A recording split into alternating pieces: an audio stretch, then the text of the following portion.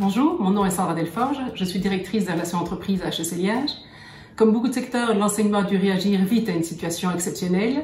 Heureusement, à HEC Liège et grâce au soutien aussi informatique de l'université, nous avons pu organiser nos cours et maintenant nos examens en ligne afin de perturber le moins possible la fin de cette année académique. La question se pose maintenant de la rentrée académique. Sera-t-il possible de mettre 600 étudiants dans le même auditoire? Sans doute que non. Le digital est certainement une partie de la solution, mais le contact avec les étudiants et entre les étudiants reste évidemment très important. Ma première question est pour M. Geerts. Est-ce qu'un acteur comme Google a planché sur la problématique de l'enseignement virtuel? Ma deuxième question est pour les deux orateurs. Nous sommes très actifs au niveau de notre transformation digitale au sein de HEC, que ce soit au niveau de l'enseignement, de la recherche, mais aussi dans notre manière de fonctionner. Mais quelles seraient selon vous les collaborations à développer dans ce cadre entre le monde économique et le monde de l'enseignement? Je vous remercie. Merci Sandra. La question, la première, elle vous est adressée, Thierry Geerts.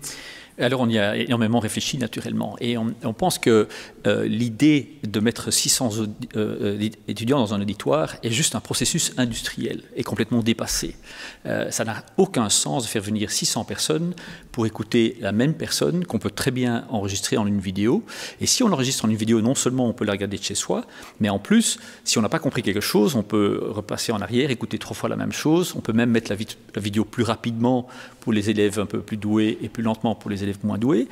Par contre, il faut naturellement recréer ce qui est le plus important de l'université, c'est-à-dire l'échange d'idées et aussi d'apprendre à connaître d'autres étudiants, donc créer un réseau. Et donc, plutôt que d'avoir des auditoires à 600 personnes, il faudra trouver d'autres systèmes où les étudiants peuvent se retrouver pour plancher sur des cas ensemble.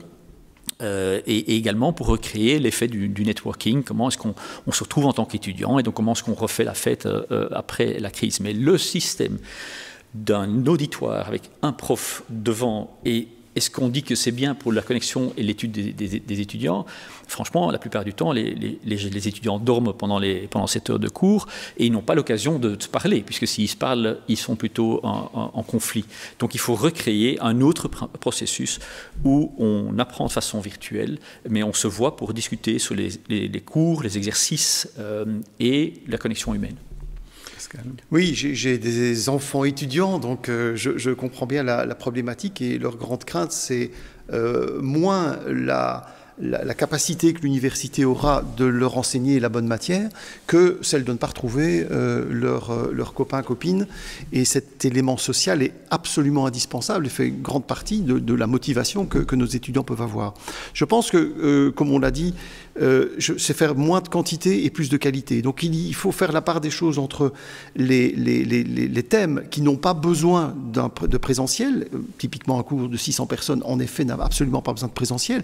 Par contre, se concentrer sur des moments probablement plus réduits en temps et en nombre, mais qui vont véritablement apporter une qualité dans l'échange et dans les relations sociales. Donc oui, il y a un besoin d'être réinventé. Pour ce qui est de la collaboration avec les entreprises, elle est indispensable. Je pense que c'est un des défauts du tissu académique en Belgique et peut-être en particulier en Wallonie, c'est de ne pas être assez connecté avec les entreprises.